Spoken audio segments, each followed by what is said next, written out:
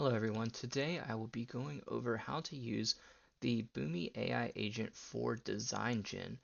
And as you can see on the main Boomi AI page, there's already a few example prompts that we can use for DesignGen. You can pick any of these that are pre-existing, or you can type in your own. You could say connect my database to NetSuite or connect, any endless two integrations, and Boomi will help you with that.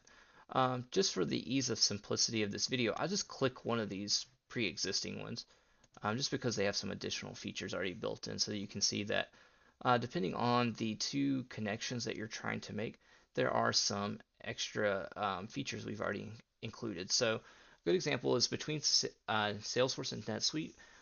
From the metadata we've gathered from processes over the years, we are able to know what the most common two tables that are connected between these. So we can see all these are the most common uh, tables that we connect between Salesforce and NetSuite. So account to customer is the most common. So if we click that, it will go ahead and it will begin the process of designing this process.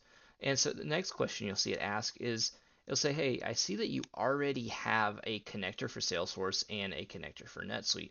And so if I want, I can click choose existing connection. And if I choose those, when it builds my process, it will have a fully configured connection already set up in the process. Just because I'm doing this for a demo, I'm just going to use create new for both and click looks good.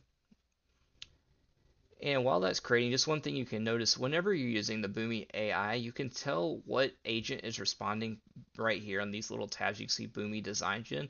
That's telling you that the DesignGen agent is responding. If you're using Scribe, it would show Scribe, and so on. Whichever agent's being used, it'll show it right there. All right, and so you can see it says all done. Here's what it's done. It's got the Salesforce connector, a map, Oracle, and stop.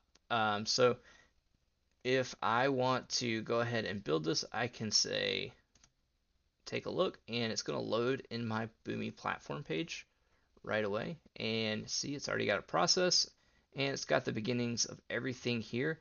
It's so I can go in and configure my connections, drag over my mappings, and finally set up my NetSuite connection. And everything should work as I expect it to. So there you go. That's a quick demo on how to use Boomi DesignGen. Hope you enjoyed.